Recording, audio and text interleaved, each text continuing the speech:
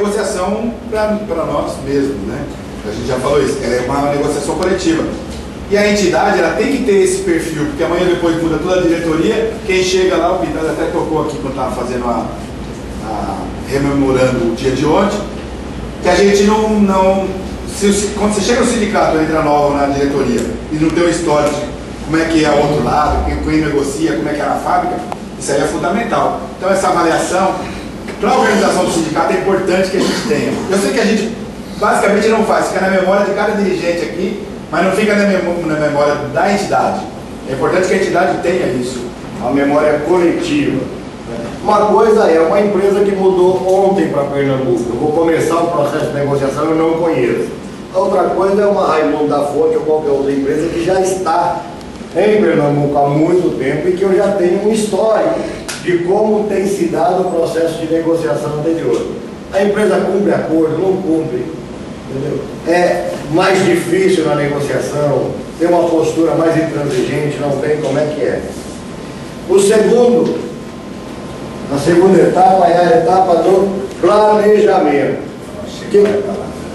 Chegou a palavra, planejamento. A segunda etapa é a do planejamento.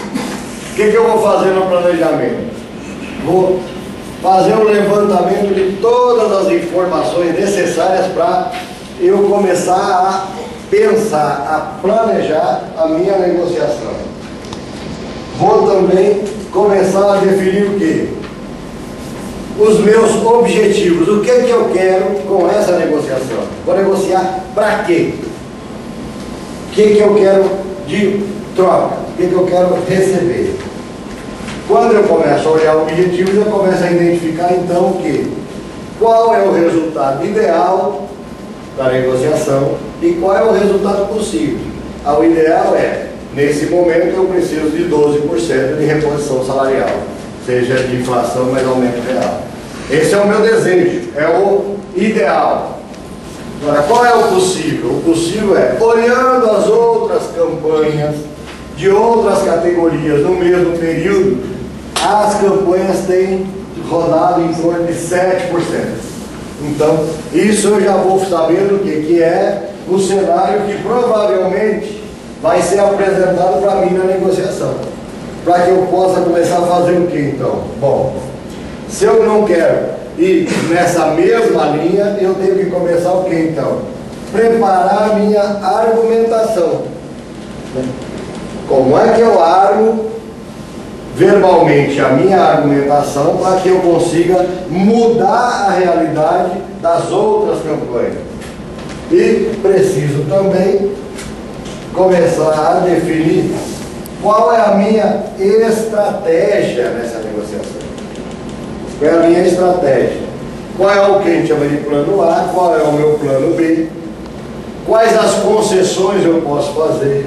O que eu posso barganhar e quais as alternativas eu tenho? Nós conversamos um pouco antes, né? Bom, eu quero 10%, ele me ofereceu 5%.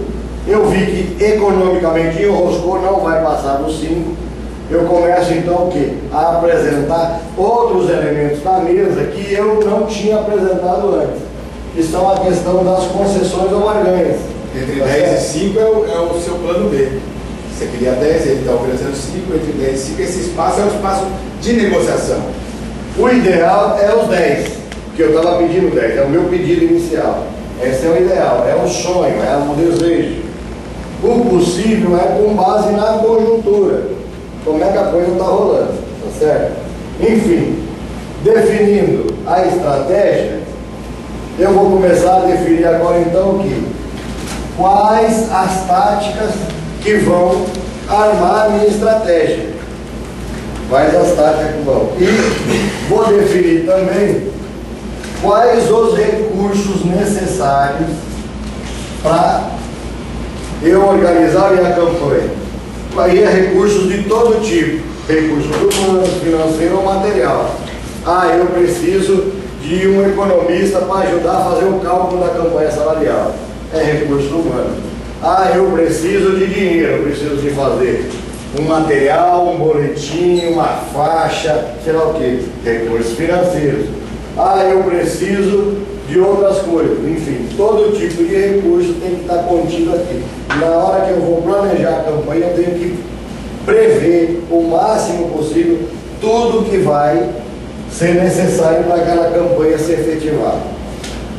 Bom, feito o planejamento, eu vou então para a preparação da negociação. O que significa isso? Bom, com base no olhar dos anos anteriores, eu vou identificar o estilo do negociador ou negociadores que eu vou encontrar. Aqueles ali. Como é que é no histórico da empresa essa pessoa que eu vou encontrar para a negociação. Vou também reunir todas as informações possíveis para que eu possa conhecer a outra parte, saber o que eu estou, com quem eu vou lidar, tá certo? E reolhar sempre a questão da conjuntura para ver quais as perspectivas daquele período que eu estou fazendo a campanha. Não adianta eu achar que eu sou o melhor do mundo, tá certo? Última bolacha do pacote. Porque se a conjuntura diz que todas as campanhas salariais estão com X ou Y de reajuste, eu tenho que saber que eu vou trabalhar mais ou menos nesta média. Enfim, vou olhar e tentar identificar também aonde vai se dar a negociação, em que local. E isso é importantíssimo. Tem negociações que se dão em campo neutro, tem negociações que acontecem no sindicato e tem negociações que acontecem na empresa. E quando acontece na empresa tem cenários bizarros, né? Há períodos que você chega para negociar na empresa, a empresa bota uma mesa aqui, aquela janelona com aquele sol aqui de Pernambuco, né? E aí deixa para o lado que está no sol para os trabalhadores, a representação. E você senta ali aquele sol comendo aqui no cucuru. Quando acontece isso, a primeira coisa que dá, o cérebro começa a entrar em stand-by. Como é que eu fujo desse sol? Ou seja, toda a sua energia vai ser dedicada para fugir do sol e não para preparar para argumentação, não para negociação. Então, não tenha dúvida, em acontecendo isso, certamente é uma estratégia da empresa para o quê? Tirar a bancada dos trabalhadores do seu objetivo. Não tenha dúvida, aconteceu isso, interrompa a negociação e diz: a outra sala tem como botar uma cortina? Não tem não. Vamos trocar de lado então? Vocês vêm para cá e nós vamos para o lado e não dá o sol. Mesma coisa esse bichinho aqui, ar-condicionado. Patrão geralmente anda o quê? De terno, né? Gravata. Aí chega lá, bota uma sala, 16 graus. A gente quer aquela camisinha do sindicato. E o cara vai com aquela camisinha. Aí chega lá e bota vocês aí. De costa pro ar-condicionado, a 16 graus. O cara começa a congelar. Congelar o cérebro mesmo. Nunca aconteceu com vocês isso? O cara começa a congelar. E aí o que eu faço? Não tenha dúvida, interrompa a negociação e diz: tem como melhorar a temperatura? Não, então não tem. Tem outra sala? Não tem. Então vamos marcar para um outro dia? Não temos vontade de virar pinguim aqui. Enfim, em todos, tentar identificar sempre todas as armadilhas que o outro lado monta e o mais rapidamente possível sair das armadilhas, não se deixar levar pelas armadilhas. Parece que não, mas isso tira a sua concentração. Tem patrão que põe a cadeira manca. Se toda hora você vai se ajeitar o corpo, a cadeira... Você tem que ficar mais preocupado em não fazer a cadeira baixar do que prestar atenção no que você está negociando. Aí o seu cérebro te leva ao quê? Ah, como é que eu dobro uma folha de papel para calçar o pé da cadeira? E não como é que eu armo minha estratégia da negociação. Ou seja, te tira do foco. Tá certo? Tem um exemplo que o pessoal fala bastante. Na Segunda Guerra Mundial, teve uma reunião na Alemanha e o Hitler chamou os parceiros dele para ir lá, que era o Mussolini e o Franco.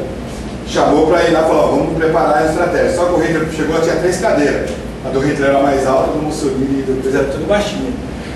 Tinha que olhar para ele como sendo superior. Os 3 são generais que estavam armando a estratégia para enfrentar o outro lado. Só que um está na cadeira alta e os dois estão na cadeira baixinha lá, olhando para a cara do Hitler. Quem é o chefe ali? Você chega numa sala dessa, quem é o chefe? É o Hitler. É a mesma coisa do apresentador estar sentado e a gente está em pé. Está em pé. Você não sabe se você fica incomodado com a situação do cara estar em pé, né? O cara chega na sua casa, você está sentado, você vai atender ele sentado? Né? Então você fica numa situação, você desconcentra. O que você tem que fazer, você deixa de fazer. E isso é uma estratégia que o empresário usa muito.